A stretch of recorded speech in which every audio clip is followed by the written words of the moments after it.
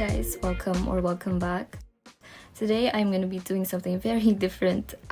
Last week I said that I was taking a course by Alex Hillkurtz on Domestika, and it's about architectural sketching with watercolors, which is something that's very new to me. So that's what I'm going to be doing today. I actually learned so much more than just drawing pretty buildings in this course, which I thought it was gonna be about.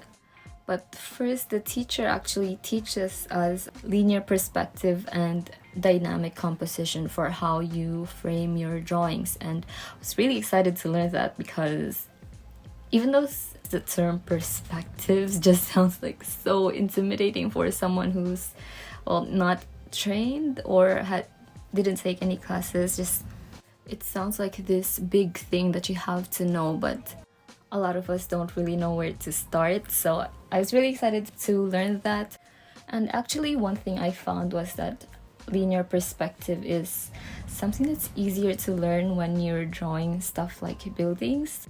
And that's because they're made up of lines that sort of just fall into the guidelines that you start with when you're learning about linear perspective. So that, as in an introduction to this course, was really well done.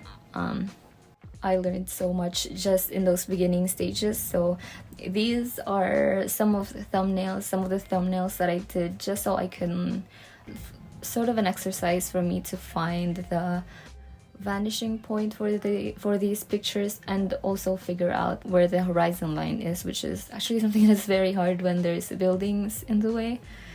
So I learned about that, and that's what all of the sketches on the right is, and this one on the left is the thumbnail sketch that I planned for the big piece that I will be doing for this video.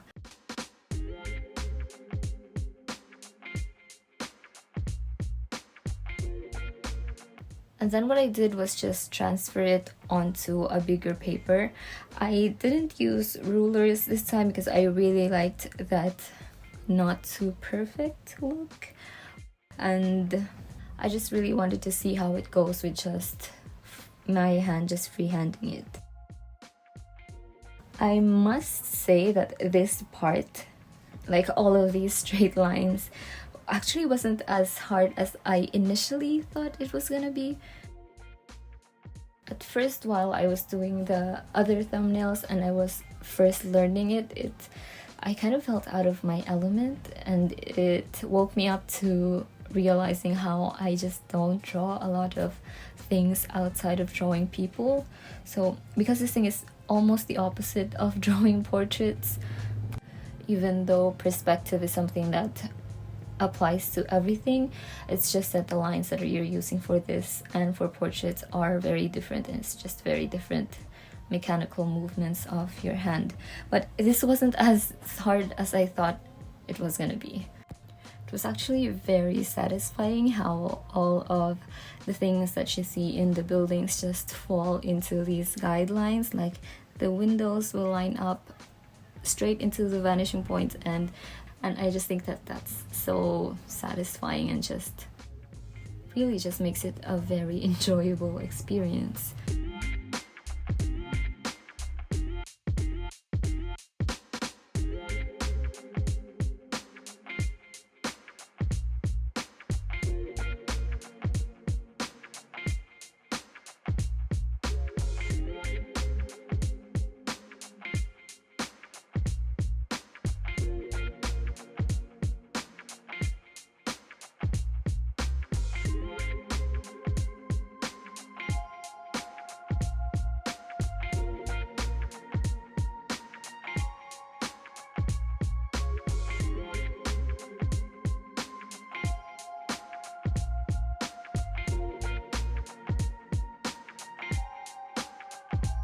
So this whole process was kind of flipped in how I thought it was gonna work out. I initially thought that these parts where I'm sketching and figuring out how to place the buildings and how to draw them while also figuring out the correct perspective for them was going to be what's challenging for me. It was actually the coloring part where I sort of had a harder time. And it's so weird because I sort of had this, I don't know, like almost like overconfident attitude where I skipped the watercolor techniques part of the course because I just thought I had been painting with watercolors for years, so I didn't think I'd need to do that. So I skipped that and went straight into the part of the course where we do a project together with the teacher.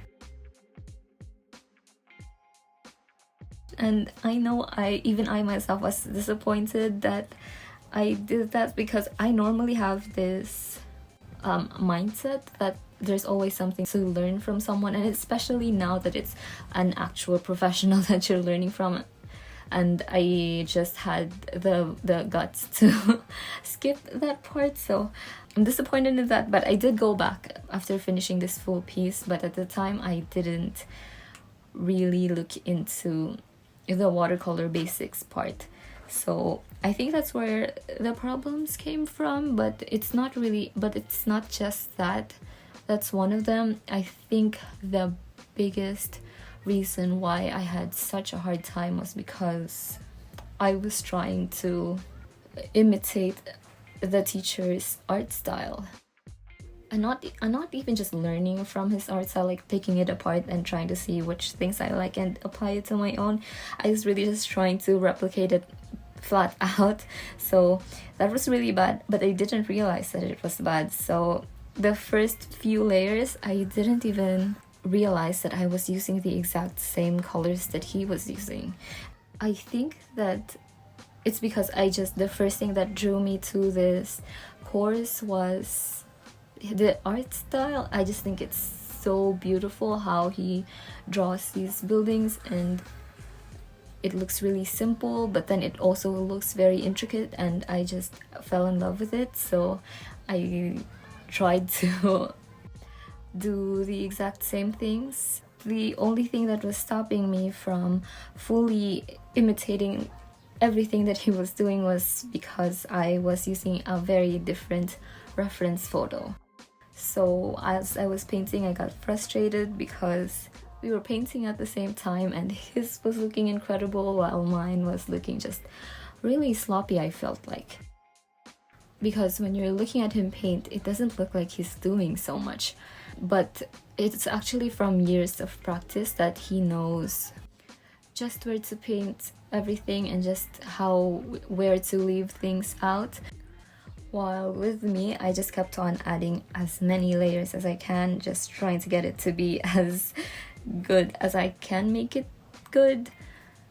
Didn't work out, but actually now that I'm looking at it, it's not that bad. It was just not what I intended it to look like, and that's what was frustrating to me.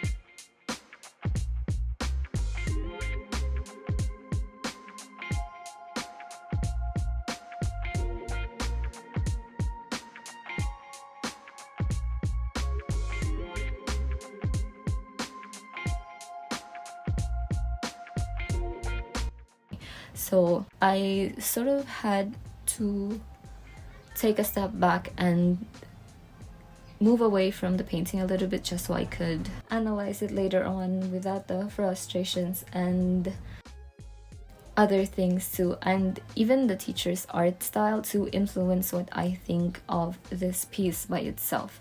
So as soon as I did that, I knew what I needed to do. I realized that I had overworked a big part of the painting, like the shadowed parts of the main building. I think I can play around with it, just giving emphasis to the silhouette of the building itself and not really worry about the details that's hiding in those shadows. I think maybe I can work that in with the inking later on. So that's what I did. I sort of just put water on it and scraped off a big chunk of the work that I did before, but that part really felt like it was the turning point for when I finally knew where I wanted to go with this piece. So after realizing that, I just let the class play in the background and was just listening to the teacher just give out these pointers, but I wasn't looking at him paint his artwork. So I was learning a lot, but I wasn't getting influenced by his artwork. So that's when things just fell into place a little bit more, and I was beginning to see all of these pieces just fall together in my head better.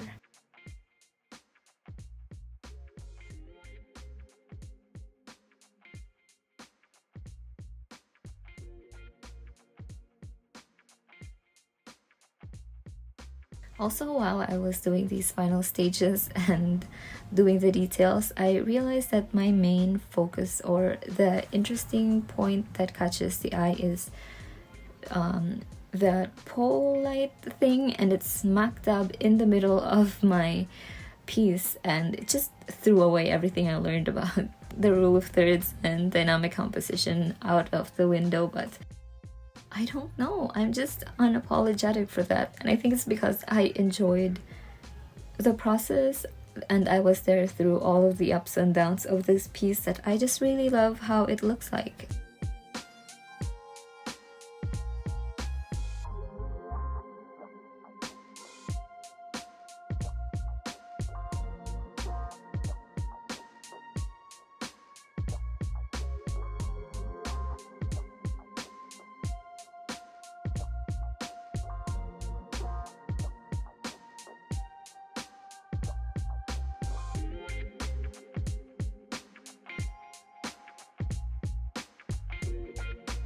So that is it for this one. I will be doing more painting videos in the future.